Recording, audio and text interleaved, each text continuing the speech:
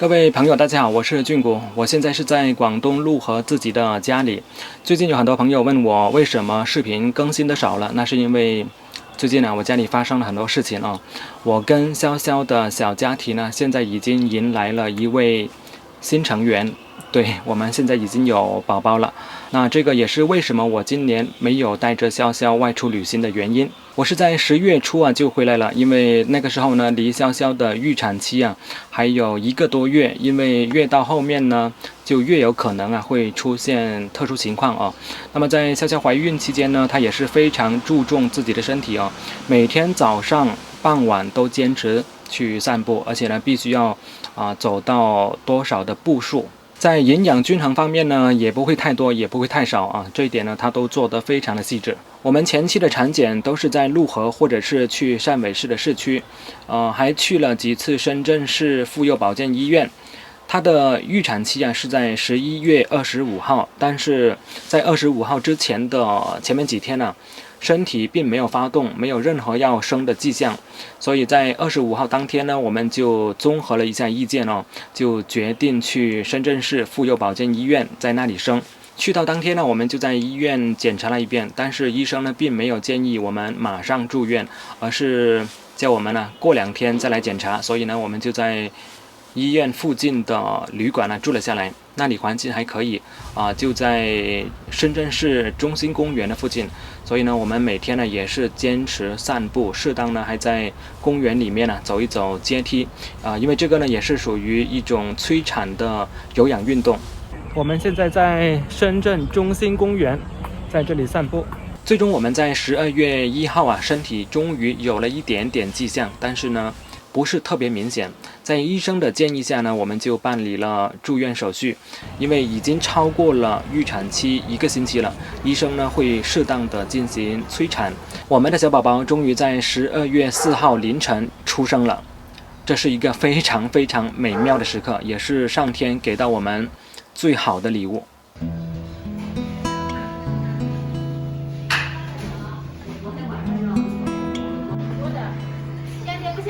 推着就走，把脚都盖一下，对呀，要盖好一点。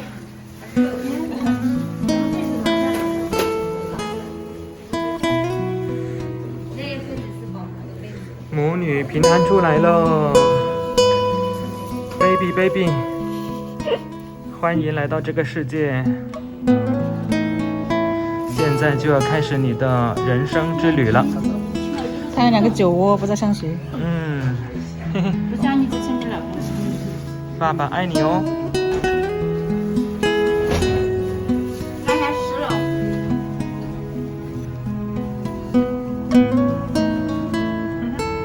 笑一个。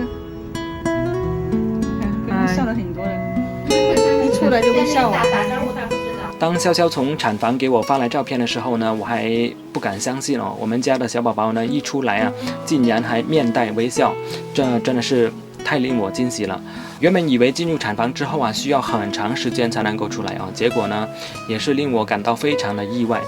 ，1个来小时就出来了。这个也是我们为什么会选择深圳市妇幼保健医院的原因之一。他们有24小时无痛分娩，其实我们家乡也有，但是呢才刚刚开始，还处在试验阶段汕尾市的市区呢，我就不是很确定是否有24小时无痛分娩。说到这里我相信有很多朋友已经在屏幕上给我送上祝福了。俊谷呢在这里非常感谢大家。我们选择在深圳生呢，还有另外一个原因就是在一些小地方还有一些不是很好的风气。比如说你在生产之前呢，需要跟医生打好招呼还要意思意思我相信你明白我的意思。假如说你意思一下的话呢，那么医生就会在你生产的时候呢，教你方法，给你鼓励，给你加油假如说没有的话呢，他可能就会，当然也不会对你怎么样，可能就是会吓唬你，然后对你态度没有那么好。这个事情不止1个人跟我说过有在那里生过1胎，现在正准备生2胎的人呢，也是这样子跟我说过因为我认为呢，这个事情呢是属于不公正、不正义的事情不符合我们现在社会价值观的一种现象。我自然呢是不会选择这样的医院呢去生孩子。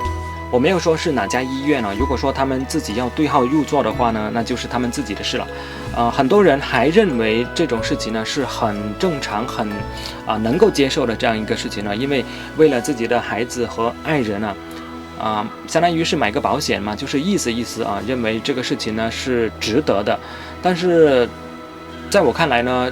假如说你认为这个事情呢是你所理想的一种社会状态的话呢，你就继续的去支持它就好了。因为我的理想的社会状态呢是一个更加规范、更加有社会准则、更加有职业道德的一个社会状态，所以呢我会选择更加规范的、更加有职业道德的这样的一家医院。深圳市妇幼保健医院呢，在你办理住院手续的时候呢，它都会要你填写一个表格，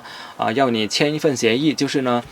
住院的时候呢，你不可以给任何护士或者是医生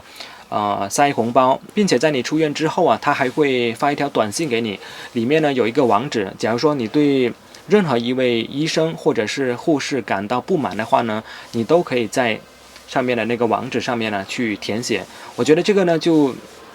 对吧，非常的规范，对吧？你看看人家做得多好。在潇潇住院期间呢，给到我一个最大的感受呢，就是人太多，病房太少。一个房间呢有3个孕妇，再加上3个陪护。如果说3个都生了小孩的话呢，就有3个婴儿，那加起来呢就有9个人比起我们现在的大学生的宿舍还要拥挤。那么有些刚刚办理住院的孕妇呢还不能够住到房间里面，还要住走廊间，就是在走廊放一张床，然后拉个帘子就相当于是一个病房了。特别是住在走廊上面的，晚上有人在走廊那里就是走来走去，然后讲话呢也是完全没有理会旁边有人在睡觉。其实住在房间里面的情况也没有好到哪里去，因为晚上有些人可能会睡觉打呼噜，因为还有一些人呢可能是已经生了婴儿了，然后晚上呢也会有小孩子就是婴儿会哭，然后大人呢其实都是没有办法睡的特别是那些还正在待产中的孕妇呢是很难睡觉的。在我看来，现在已经是开放3胎了，但是真正会生3胎的人有多少呢？我不知道。在现行的制度下，一个女人一生当中最多可以分娩3次，经历3次人生当中最重要的时刻，最多3次，也有可能是1次或者是2次，这可是闯鬼门关的时刻我在想，能不能够在她们怀孕住院期间给到她们最有人道主义的关怀。比如说能够让孕妇住上一个单间，哪怕这个房间小一点都好。其实医生是不需要增加的，还是那么多医生，只是呢需要医生们呢在各个房间多走几步而已。如果说医生能够增加，那就更好。其实说白了就是增加1、2栋楼房而已在我看来呢，这个事情呢并不是特别难以实现我们中国人最擅长的其实就是盖楼房了可能你在你的观念当中呢，3个病人住同一间房间是一件非常理所当然的事情，那说明呢你的这方面的思想已经是非常的根深蒂固了，已经是非常的被体制化了还是说你认为这个事情呢原本可以做得更好，然后有没有足够多的人去关注这个事情？现在已经有宝宝了，那么对我的旅行自媒体之路会不会有什么实质性的影响呢？其实我现在就可以给出答案根本就不会有什么影响而且呢还会丰富我以后的旅行视频的内容。当宝宝足够大的时候呢，我还会带上他一起去旅行。想必大家已经看出来了，这是一台房车，这就是我为一家3口未来的旅行去准备的。但是这条视频呢，我们先不介绍房车我们下一条视频呢会给大家完整的来去介绍一下这台房车。因为有了宝宝之后，我的压力就更大了，但是这件事情本身呢也给到我更大的动力那么我也会更加努力的去赚奶粉钱了。那么我对未来视频的计划呢是怎样子的呢？全国古村落人文之旅的视频风格基本上不会变，但是同时我会增加一些房车精致露营的视频，而且我会在近期去启动我视频带货的计划。我会从自己最感兴趣的露营产品开始。尽管露营产品它的受众可能会小一些，但是呢，我还是会去做的，因为这是我非常喜欢的产品。当然，也有很多粉丝朋友建议我去卖全国各地的特产，这个呢，我以后也会尝试去做，但先从露营产品开始。为了这个事情呢，我从去年就开始着手准备了。我已经注册了8个类目的商标，这里面呢涉及到各种各样的露营产品，但是未必每个产品我都会着手去做啊。但是呢，依然是需要将名称去保护起来。有些朋友问我为什么不把一游记这个名称注册成商标，其实我也尝试过但是几乎每一个类目都被一家大公司注册了一个叫做 Q 游记这样的商标所以呢，我注册一游记，商标局是判定跟 Q 游记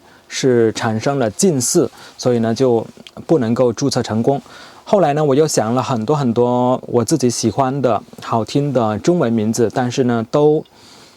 被别人先注册了，所以呢就注册了一个英文商标，就是这个名称叫做 iGramping， 其实它是由3个单词组合而成。我们先来看一下 Gramping 呢其实是由2个单词第一个就是 Glamorous 还有 Camping 2个单词呢组合而成，叫做 Gramping， 可以把它翻译为精致露营、奢华露营，还有人呢用一种非常调侃的方式去翻译，叫做搬家式露营，其实都对。那么前面这个单词呢所有人都认识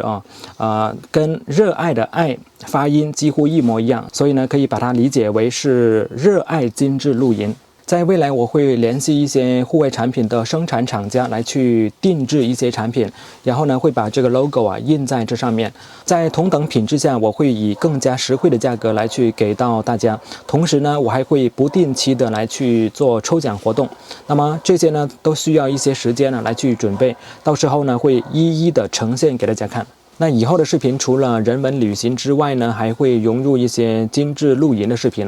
那么如果我带着潇潇还有宝宝一起旅行的话呢，还会更加的生活化一些。那以上呢就是我最近发生的一些事情，以及对以后的一些规划。那么这条视频呢就先跟大家分享到这里，感谢大家对我视频的支持。我是俊谷，我们下一次再见，拜拜。